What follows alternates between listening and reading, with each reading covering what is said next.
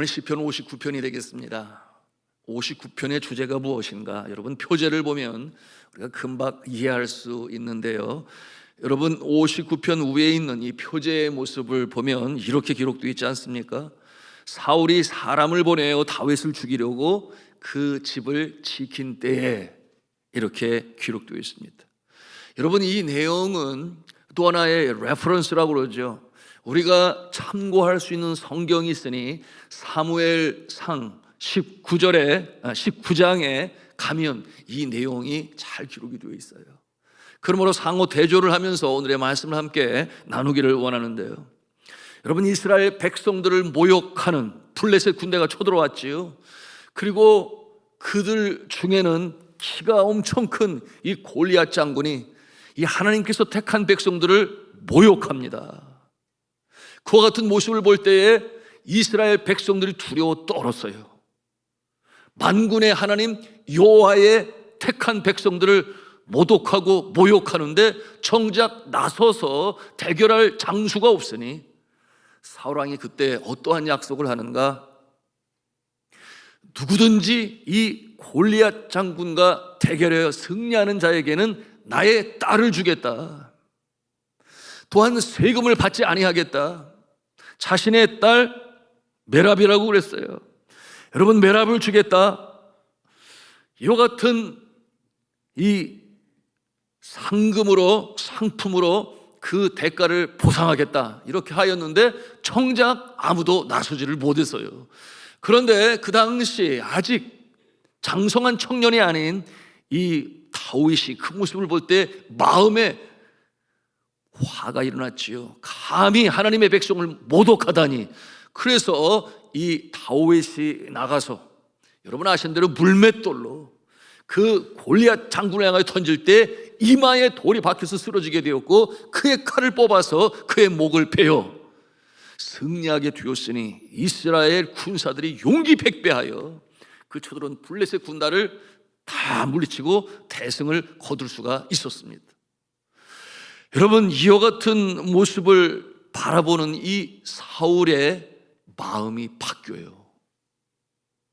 그처럼 꼼짝도 못할 때에는 자신의 딸을 주겠다, 세금을 받지 않겠다, 그 같은 내용으로 약속을 하였는데, 정작 이 다윗이 이기고 나니 아마도 그 모습이 너무 쉽게 이겼다, 그렇게 생각했는지, 아직 장성하지 않은 청년이 이겼으니 거기에 대해서 그처럼 그 모습을 크게 마음에 생각하지 않았는지 여하튼 마음이 바뀌어요. 여러분, 우리나라 속담에 그런 속담 있지 않습니까? 이런 속담이 있어요. 뒷간 들어갈 때와 나올 때가 다르다. 여기 우리는 어린 친구들이 눈이 초롱초롱하게 이렇게 쳐다보고 있는데 뒷간이 알 수가 있나? 뒷간이 뭔지. 여러분, 이 뒷간은 옛날 말인데 지금은 화장실이에요. 그러니까 화장실 들어갈 때와 나올 때가 다르다. 뭐가 다르다는 거예요? 급하니까, 상황이 급하니 볼일을 보려고 빨리 들어가야 되는데 참기가 너무나 힘들어서 앞에 있는 사람에게 내가 먼저 좀 들어가면 안 되겠냐고, 그리고 사정을 하고 부탁하고 나중에 뭘 해요? 약속까지 해요. 그렇게 하고서는 들어가서 볼일을 보니까 시원하겠지요. 여하튼 볼일을 잘 보고 나오는데 생각이 바뀌었어요. 괜한 약속을 한 것 같아. 이렇게 마음이 바뀐다, 그런 내용인데요. 여러분, 이 사울 왕의 마음이 그렇게 바뀌어 버리고 말았습니다. 승리를 거둔 후에 사울은 오히려 이 다윗을 얼고 매려고 하여 나중에는 죽이려고 하는데요. 왜 그랬는가 하면 사람들이, 백성들이 사울 왕보다는 다윗을 더 높이 칭송하고 그를 존경하고 그를 칭찬하니 사울 왕의 마음에, 이러다가 내 왕자리까지 빼앗기는 거 아니야? 쓸데없는, 있을 수도 없는 그와 같은 질투심이, 두려움과 염려가 그의 마음을 차지했기 때문에 바로 다윗을 죽이고자 했던 것입니다. 그러니 바로 주지 않고 뭐라냐면, 내 딸 메랍을 줄 테니까 계속해서 전투에 나가서 블레셋 군대를 물리쳐라, 이렇게 그에게 명을 하는데요. 이 의도는 무엇이냐? 자신의 손에 피를 묻히지 아니하고 자꾸만 전쟁터에 나가게 함으로 인하여 다윗을 죽이고자 하는 그의 이 음모, 속 마음이 그 속에 있었던 것이었습니다. 그럼에도 불구하고 다윗에는 하나님께서 함께 하시니 계속해서 승리를 합니다. 그럼에도 불구하고 이 사울 왕의 마음이 바뀌어서 정작 주기로 한 딸 메랍을 다른 사람에게 주어버려요. 이와 같은 내용이 이제 사무엘상에 나타나 있는 것입니다. 여러분, 그런데 이 다윗에게는 상관이 없었지요. 왜냐하면 다윗의 마음에 들었던 이 여인은 누구였느냐? 사울 왕의 딸 메랍이 아니라 미갈을 좋아했거든요. 미갈을. 그래서 미갈을 얻기를 원했어요. 그러니까 이 사실을 알게 된 사울이 또다시 조건을 거는데, 블레셋 사람의 포피 100개를 배워오라. 무슨 뜻이에요? 100명을 죽여라. 그와 같은 조건을 또 제시하는데, 다윗이 나가서 승리하게 되니 돌아올 때 100개가 아니라 포피를 200개를 배워가지고 옵니다. 그러니 아무리 사울이 음모를 꾸미고 다윗을 죽이려고 하지만, 그러나 하나님이 지켜보아시니 어림도 없지요. 하나님께서 지켜보아시는 것입니다. 결국 할 수 없이, 어쩔 수 없이 그의 딸 미갈을 다윗에게 줍니다. 자, 그러면 이제는 다윗이 자신의 사위 아니겠습니까? 그런데 그럼에도 불구하고 사울은 다윗을 향한 적개심을 품지 아니하고, 그러므로 자신의 아들 요나단을 포함하여 모든 이에게 다윗을 잡아서 죽여라, 이와 같은 오명을 내립니다. 여러분, 그처럼 겸손하고 지극히 작은 베냐민 지파 중에 한 사람인 나 같은 자를 왕으로 세우시려고 하시나이까? 사울이 얼마나 처음에 겸손했어요. 그런데 여러분이 권력이 갖는 마력이 있으니 그 권력의 마력은 사람의 마음까지도 이처럼 변하게 하는 것이에요. 여러분, 이 권력의 맛을 아십니까? 권력의 맛을 봤어야 알지. 저도 마찬가지예요. 정말 그렇게 될까? 이런 상상을 해보지만, 그러나 간접적으로 우리가 보고 있지 않습니까? 권력을 가진 자에게 그 마음이 변하게 되니, 우리가 일전에도 나누었어요. 권력, 첫째, 권력이 좋아서 권력을 계속 유지하려고 하니 누군가로부터 언제나 도전을 받게 되는 것. 그러니 상대적으로 두 번째, 권력을 찬탈하려고 하는 자를 적으로 여기게 되니 전쟁을 불사하지 않을 수가 없으며, 세 번째는 권력은 힘이 있어서 휘두르게 마련이 때로 남들에게 상처를 주기도 하고 또는 위협을 가하기도 하고 도덕적 타락으로 주저앉고 마는 그 모습이 있어요. 여러분, 독재자들의 최후를 보면 금방 알잖아요. 우리가 지난 시간에도 나누었습니다만, 그 오랫동안 그 권좌에 앉아 있으려고 하는 자들의 말로가 너무나 비참합니다. 그런데 그 속에 있으면 눈이 멀고 마는 것이, 여러분, 사울 왕이 바로 그와 같은 모습을 가진 것입니다. 여러분, 이와 같은 모습이 행여나 세상에서는 이 직급의 제도로 상하, 소위 피라미드 구조로 이루고 있는 이 세상 단체들은 무슨 그렇다 손치더라도 교회는 그러시면 안 되는 거죠. 여러분, 교회의 최고의 권자에는 누가 있습니까? 어떤 사람은 담임 목사님요. 큰일 날 소리예요. 그렇게 생각하시면 안 되는 거예요. 여러분, 교회의 최고의 권자는 피로 주의 몸된 교회를 값주고 사신 예수 그리스도가 최고의 권세자인 줄로 믿으시길 바랍니다. 그 앞에 우리가 함께 순종하고 경배하고 나아가는 것이지, 행여라도 교회 안에도 세상적인 피라미드 구조가 있다? 피라미드 구조 있어요. 어떻게? 거꾸로 피라미드 구조. 거꾸로 피라미드 구조. 그래서 오히려 예수 그리스도의 성품을 달고 하나님의 뜻을 잘 이해하고 가르칠 수 있는 자의 위치에 있는 자는 어디에 있느냐? 거꾸로 피라미드 맨 아래에서 더 많은 사람을 섬기는 자리에 세우신다. 거기에 대표적인 모습은 바로 예수 그리스도의 모습 아니겠습니까? 그 한 인간의 육신을 입고 이 땅에 오신 예수 그리스도의 죽음으로 말미암아 선한 목자는 양들을 위하여 죽노라. 그러므로 인하여 구원의 역사가 이 땅에 이루어진 모습을 바라보면서, 여러분, 이 교회는 그야말로 이 권자의 자리, 높은 곳에서는 가장 사랑으로 섬기신 섬김의 왕이신 예수 그리스도가 계시다. 여러분, 그러므로 함께 섬기는 것입니다. 그러므로 우리가 만일 이 세상의 모습과 같은 모습으로 교회가 선다면 세상 사람들이 교회를 떠나요. 실망해서 떠나고 들어오지 아니하고 다를 바가 없네, 이런 생각을 가질 수 있습니다. 여러분, 이 천국 백성이 살아가는 교회 안에서는 그런 일은 있을 수가 없어요. 다만 직분에 따라서 그 역할을 감당하는 것이지, 우리는 함께 믿음의 주여 우리를 온전케 하시는 주를 바라보며 섬기며 나가는 믿음의 공동체인 줄로 믿으시기를 바랍니다. 특히나 중직자들, 그러니 누구보다 가장 위험한 위치에 있는 자가 누구냐? 교회의 당회장, 담임 목사가 가장 위험한 자리에 있는 거예요. 왜냐하면 자칫 앞에서 말씀드린 그 권력이라고 할까요? 파워라고 할까요?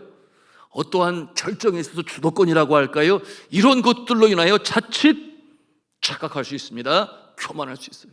그래서 정말 기도 많이 해야 할 자가 누구보다 당회장이요, 담임 목사예요.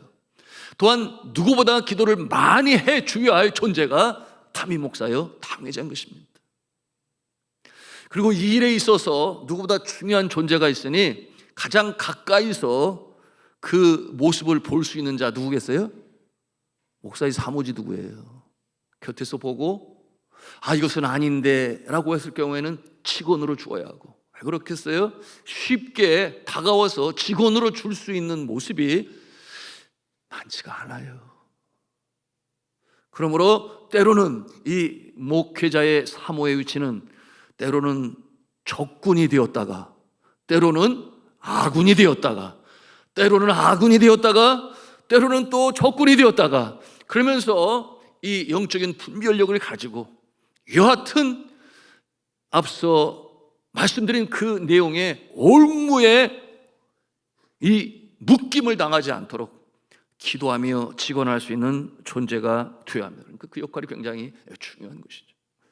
자, 오늘 본문에서 이 다윗, 너무나 억울하지요. 아무런 죄가 없는데, 그런데 권력의 희생물이 되어야 합니다. 어디 하소연을 하겠습니까? 오늘도 정치의 희생물이 되어서 그러지 말아야 할 극단적인 선택을 하는 가장들의 모습을 우리가 보고 있지 않습니까? 권력은 그러기에 필요악이라고도 하는데요, 발 들여놓을 때 심사숙고하고 정말 내가 디뎌야 할 디딤돌인지를 보고서 결정을 해야 되는데, 너무나 좋아 보여서 또는 야망에 가득 차서 그러다가 자기가 디뎌야 할 그 디딤돌이 아님에도 불구하고 그곳에 들어갔다가 이처럼 휩쓸려 얽매이고 또한 자유함을 입지 못하고 그와 같은 가운데 이처럼 극단적인 선택을 하는 모습을 볼 때 너무나 마음이 아프고 힘듭니다. 여러분, 이와 같은 우울한 상황에서 믿음의 사람은 달라야겠죠. 오늘 다윗의 모습을 통해서 우리가 배우는 것입니다. 만군의 여호와여, 전지전능하신 영혼의 주인이신 하나님 아버지 앞에 나아가 하소연해야 하는 것입니다. 어디에 가서 자신의 입장을 피력할 수가 있겠어요? 이와 같은 상황 가운데서 다윗은 하나님 앞에 나아갑니다. 오늘 1절 2절 말씀 우리가 함께 보기를 원하는데요, 같이 읽겠습니다. 시작. 나의 하나님이여, 나의 원수에게서 나를 건지시고 일어나 치려는 자에게서 나를 높이 드소서. 악을 행하는 자에게서 나를 건지시고 피 흘리기를 즐기는 자에게서 나를 구원하소서. 여러분, 이처럼 억울한 상황에 처하는 성도가 있을 수 있어요. 우리 교회 성도님 가운데서도 그와 같은 일이 있었고요, 그러므로 함께 기도하는 가운데 하나님께서 그 상황 가운데 선한 길로 인도하시는 모습 있었습니다. 그 억울한 상황 어디에 하소연하겠습니까? 누명을 시험을 당하기까지 하죠. 여러분, 이와 같은 상황 가운데서 여러분 믿음의 사람들은 더더욱 주님 앞에 가까이 나가서 주님, 나의 억울한 마음을 주님께 아뢰오니 주님께서 상황, 환경, 여건, 조건 바꿔주셔서 하나님의 선하신 뜻을 드러내 주시옵소서. 우리가 주님 앞에 나가 기도할 수 있어야 돼요. 특별히 어떠한 자들이 어려움을 당하는가, 여러분 직장 생활하시는 분들을 통해서 듣게 되었는데, 너무 잘 나가서 지혜롭고 똑똑하고 창의력 하나님이 주시니까 잘 나가는데, 오늘날 시대는 무슨 시대라고 그래요? 경쟁의 시대라. 그러므로 오죽하면 무한 경쟁의 시대라. 그 속에는 어떠한 내용이 있는가? 누군가를 밟고 올라서야만 내가 올라갈 수 있다라고 하는 이 무한 경쟁의 의식이 언제로부터 시작되는가? 세상에 유치원 때부터 시작이 돼. 유치원 때부터.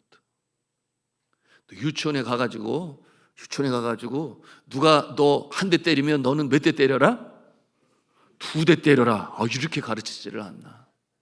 여하튼 지고는 못 견디는, 여하튼 그 무리 속에서 경쟁에서 이겨야 커서도 잘 될 것이라고 하는, 여러분, 그것이 어떤 육체적인 힘입니까?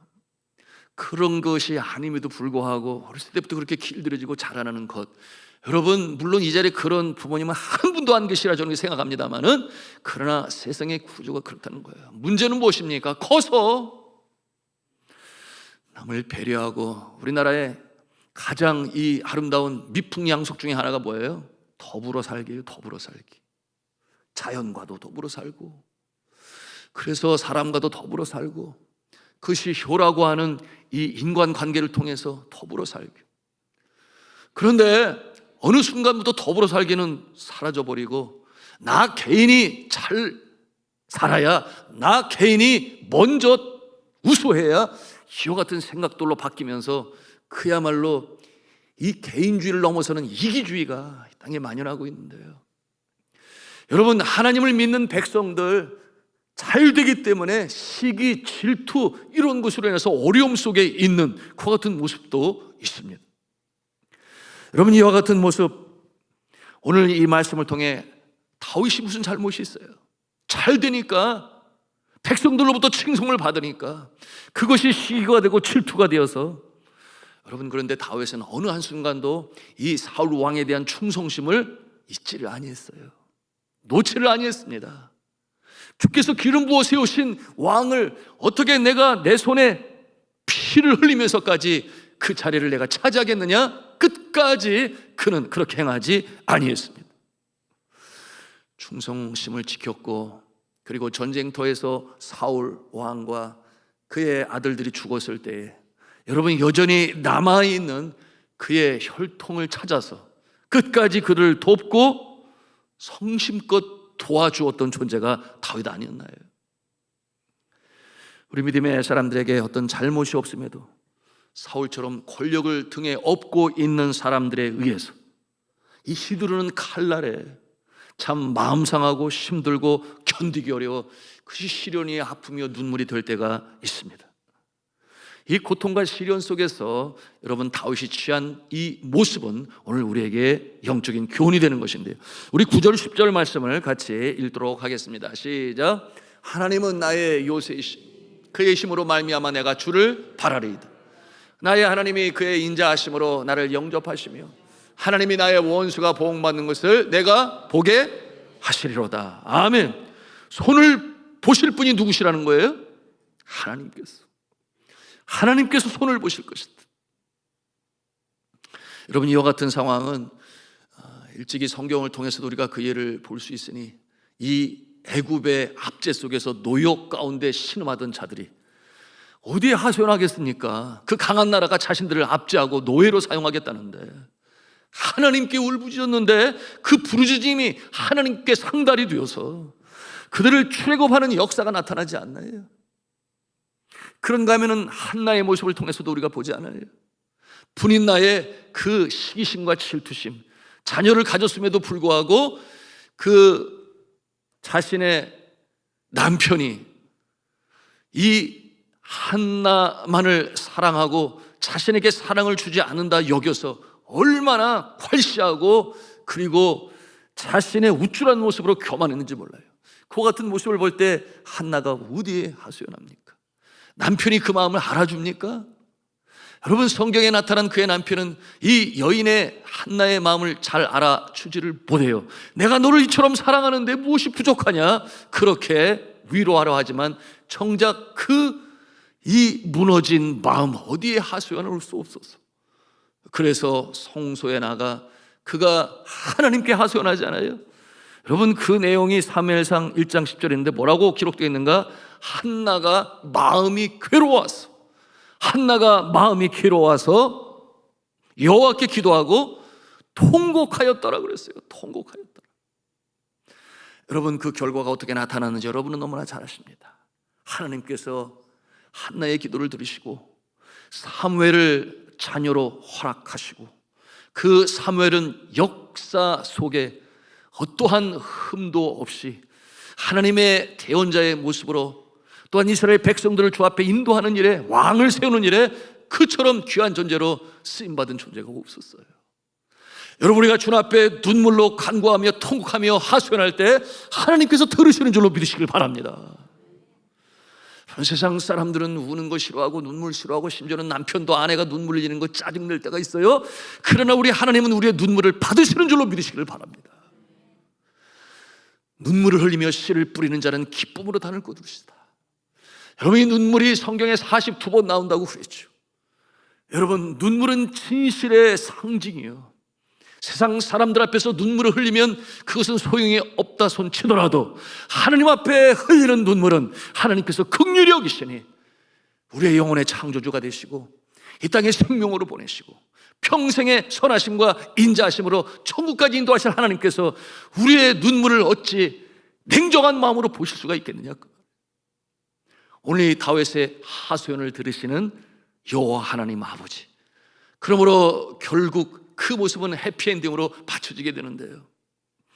그러나 이와 같은 상황 가운데에서 여러분, 우리가 인내하고 견디며 주님 앞에 나와 기도해야 되는데, 여러분, 그러므로 새벽 제단을 쌓고 또 이 밤에 또 나와 기도하죠.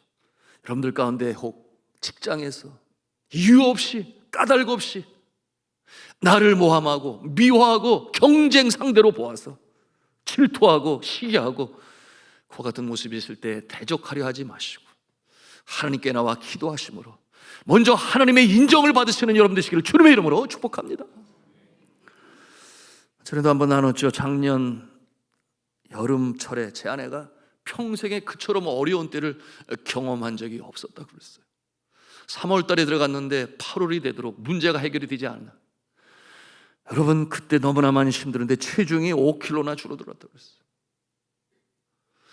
근거 없는 루머를 퍼뜨리는 자들이 이 기자들과 연합을 해서 아침이면 기자단이 쳐들어와요. 그러는 가운데 어디 갈 데가 있나요? 이 어려움 가운데에서 참 그 루머들이 확산이 되고 인터넷 신문에 오르게 되고 교육부에 알려지게 되고, 그러니 그 말을 믿는 자들 중에 의심하는 거죠. 이 외국인, 한국인 여자가 와서 학교를 세우고 운영한다고 하는데 그 루머는 무엇이었느냐? 학교 설립과 개발을 위해서 여기저기에서 받은 후원금을 착복을 하고 인마이 포켓을 하고, 그러므로 정작 학교 발전에 쓰여야 할 물질이 그렇게 사라지고 있다, 이와 같은 내용으로 루머가 퍼지기 시작한 거예요. 여러분, 얼마나 참 억울하고 원통합니까? 어디에 하소연을 해요? 타지에서 자신은 홀로 외국인이요, 나머지는 전부 힌두교, 기독교에는 적대적인. 여러분, 이와 같은 내용이 확산될 수밖에 없었던 것은 그때 이 분위기가, 기독교가 점점 자라나고 이 성장 곡선이 가파라지게 되니 그 마음에 두려움이 임했어요. 야, 이러다가 힌두교가 거의 이 나라의 이 주 종교라고 믿고 있었던 저들이 흔들리는 거예요. 어찌하든지 이 기독교 성장하지 않도록 막아야 되는데, 그러면서 소설을 써요. 없었던 얘기를 만들어내요. 특별히 기독교인들 중에 외국인들, 타겟의 대상이에요. 조금이라도 뭐 어떠한 꼬투리 잡을 것도 있으면 확대하고 크게 만들어서 그것을 이제 매스미디어를 통해서 텔레비전에 싣고, 그러면 국민들의 마음이 어떻게 되겠어요? 동요하는 거죠. 그대로 믿지 않습니까? 여러분, KBS나 MBC나 뭐 TV조선이나 여하튼 뭐 텔레비전에 이렇게 발표되는 내용을 보면 얼마나 많은 사람들이 그냥 그걸 다 믿어버리느냐. 그러면서 그들의 목적은 뭐예요? 기독교를 성장하지 않도록 압제하고 누르고 하는 그런 목적이 되니 그와 같은 소용돌이 속으로 휩쓸려 들어가게 된 것입니다. 그러므로 그처럼 헌신하고 참 있는 것 없는 거 다 갖다 놓고 하면서 학교를 키우고, 그러면서 지금까지 20년이라는 세월이 왔는데 그 같은 상황에서 어디 하소하겠습니까? 그러니 밤에 눈물로 잠을 들지 못하고, 그러니 그렇게 5kg까지 빠지는 어려운 상황 가운데 들어간 것이죠. 이처럼 어려운 상황 가운데 하소연할 수 있는 길은 다윗도 마찬가지죠. 한나도 마찬가지죠.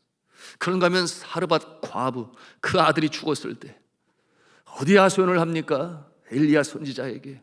그처럼 마지막 남은 이 가루로 주의 종을 섬기고 그처럼 살아가던 중에 아들을 잃게 되었으니 혼자 된 여인이 모든 것을 잃어버린 건 아니에요. 눈물로 하소연하죠. 물론 그 결과는 엘리야가 3번이나 너죽이 엎드려 이 죽은 아들의 몸에 자신의 몸을 포개어 하나님께 간청했는, 자신의 몸을 그렇게 그 죽은 이 시체 위에 얻는다고 하는 것은 무슨 뜻이냐? 차라리 내 생명을 취하시고 이 아이는 살아나게 하옵소서. 그 주의 종의 간절한 여인을 긍휼히 여기는 그 마음으로 기도할 때 다시금 살아나지 않습니까? 그래서 그처럼 밤마다 주님 앞에 간절히 간구하며 눈물로 간청할 때 주님이 주시는 약속의 말씀이 심령 가운데 울려 퍼졌다 그랬는데, 그 말씀이 어떠한 내용이었는가 하면 미가서 7장 7절과 8절 말씀이라고 그랬는데, 네, 함께 읽겠습니다. 시작. 오직 나는 여호와를 우러러보며 나를 구원하시는 하나님을 바라보나니 나의 하나님이 나에게 귀를 기울이시로다. 나의 대적이여 나로 말미암아 기뻐하지 말지어다. 나는 엎드러질지라도 일어날 것이요 어두운 데에 앉을지라도 여호와께서 나의 빛이 되실 것이미로다. 아멘. 얼마나 그 상황에 적절한 말씀을 하나님께서 누려주셨습니다. 나는 엎어지더라도 다시금 일어날 것이고 적들은 마침내 하나님의 손에 의하여 엎드러짐을 당하게 될 것이다. 이와 같은 말씀으로 주님께서 주시니, 여러분이 하나님 우리 기도할 때에 공의의 하나님이 되시고 또한 의로운 자의 손을 들어 승리케 하시는 좋으신 여호와 하나님 아버지신 줄로 믿으시길 바랍니다.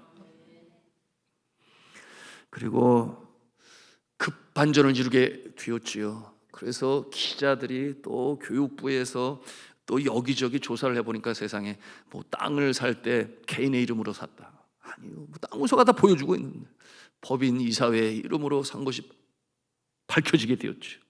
그런가 하면은 땅 구입 기금이 한국에서 들어온 것이 은행 통장으로 다 또 증명이 되지 않았겠습니까?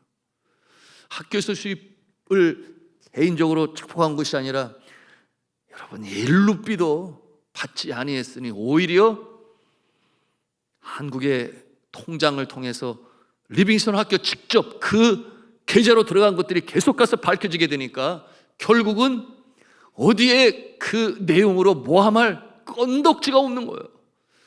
여러분, 그런데 정말 중요한 것은 그 나라의 교육부 관리 중에 높은 직에 있는 자가 양심의 소리를 듣게 되었으니, 여러분, 우리 하나님께서는 믿지 아니하는 사람도 어려운 사람을 높이시기 위하여 사용하는 줄로 믿으시길 바랍니다. 여러분, 그와 같은 모습이 이 요셉에게 은총을 베풀었던 보디발의 모습 아니겠습니까? 그런가 하면은 이 바사 왕국의 고레스 왕이 이 포로된 이스라엘 백성들을 이스라엘 나라로 다시금 돌려보내며 또한 성전을 재건할 수 있도록 필요한 것까지 다 주었다고 했는데, 정작 고레스 왕은 하나님을 믿는 자가 아니에요. 그러므로 양심의 소리를 듣는 그에 의해서 모든 상황 정황을 읽게 되었으니, 오히려 이처럼 이 나라에 와서 20여 년 속에 사랑으로 정성으로 교육계를 개발시키고 발전시켜 왔는데 우리가 상을 주지는 못할 망정, 그러면서 그 일로 배반자의 모습으로 소설을 쓰고 기자들을 통해서 일을 이슈화시키려 하던 그와 같은 모습이 뭐라 했어요? 출국 금지 명령. 왜냐하면 조사의 대상이 되니까. 그리고 반면에 이쪽에는 왜 지금까지 합법적인 이 워킹 비자를 주지 아니하였느냐 하여, 여러분이 교장 선생보다 더 높은 위치에서 학교가 안정되고 개발될 때까지 그 모든 권한을 갖는 디렉터십을 워킹 비자로, 이 사역 비자로 주게 되었으니, 여러분, 이것이 전화 위복이 아니고 무엇이겠습니까? 여러분, 그러므로 우리가 억울한 상황, 어디에 하소연할 수 없을 때 하나님께 아뢰고, 하나님은 공의의 하나님이 되시고, 선을 행하다 낙심하지 말지니 포기하지 않으면 때가 이름에 거두리라. 여러분, 우리가 하소연할 대상은 하나님 아버지신 줄로 믿으시길 바랍니다. 그리고 사람을 대하여 그 억울함으로 함께 정말 뒤돌아보야 후회할 그런 일을 하지 말아야 하고, 하나님께 기도하는 모습으로 승리하시는 우리의 모습이 되어야 하겠습니다. 자, 오늘 말씀에 보면 1절 후반부에 이런 내용이 있어요. 일어나 치려는 자에게서 나를 높이 드소서. 높이 드소서라고 하는 이 말이 성경 원에 보면 사가브라는 말을 사용하는데요, 그 뜻은 대적들이 접근할 수 없는 높은 곳에 둔다, 그런 뜻을 가지고 있어요. 높은 곳에 놓는다. 그러니까 그와 같은 모습은 감히 침범할 수 없는 높은 요새에 그 자리에 두어서 감히 접근할 수 없는 곳에 의인들을 놓으신다, 그런 뜻을 가지고 있는데요, 여러분, 우리나라 속담 중에 이런 속담이 있어요. 닭 쫓던 게 지붕 쳐다본다는 말이 있는데, 여러분 시골에서 자주 보지 않았나요? 어떻게 그렇게 닭하고 이 개는 서로 앙숙 관계인지 모르겠어요. 여하튼 닭은, 이 개는 닭만 보면 쫓아다니는데, 장난 삼아서 그럴 수도 있는데, 닭은 뭐 푹 날아가지고 저 지붕 위로 딱 앉으면 그야말로 닭 쫓던 게 지붕 쳐다보는 격이 되고 말아요. 높이 올리신다, 침범할 수 없는 그 자리에 하나님께서 앉히신다, 그런 내용인데요, 여러분, 어떠한 자가 그 높은 곳에 하나님께서 앉으실까요? 여러분, 그와 같은 모습은 바로 영적으로 깨어있는 자요, 전적으로 하나님을 의지하는 자요, 기도함으로 하나님이 천지전능하셔서 모든 역사 가운데 개입하시고 개인의 생사복을 주장하시고 다스리는 분이 하나님이시라는 확실한 믿음을 가지고 있는 자를 그 상황 가운데서 높은 곳에 앉히시는 줄로 믿으시길 바랍니다. 그것이 우리가 가져야 할 확고한 믿음인 것입니다. 영적으로 충만한 자가 서는 그 자리.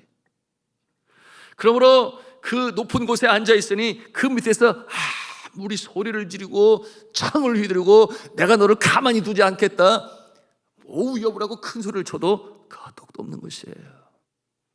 그것이 하나님께서 사랑하시는 자에게 베푸시는 높은 곳에 세우시는 주님의 손길이 되는 것입니다.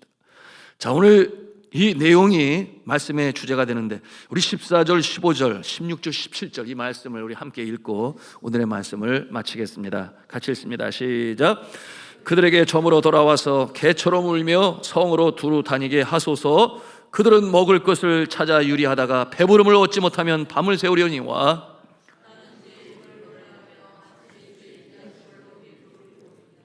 주는 나의 요새시며 나의 환난 날에 피난처이심이다.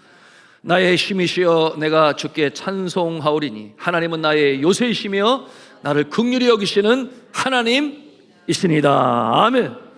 이 전능하신 여호와 하나님께서 언제든지 우리 곁에 계시는데, 이 밤에도 우리가 기도합니다. 중요한 것은 나는 그와 같은 믿음이 있느냐, 나의 알량한 경험과 얄팍한 지식을 가지고 내가 의지하는 그 모습으로 서는 것이 아니라 전적으로 하나님께 맡기고 기도하는 자에게 긍휼을 베푸시는 하나님을 체험하시고 간증하시는, 그러므로 이 대적하는 자들 가운데서도 승리 요한이시의 깃발을 들으시는 저와 여러분 되시기를 주님의 이름으로 축복합니다.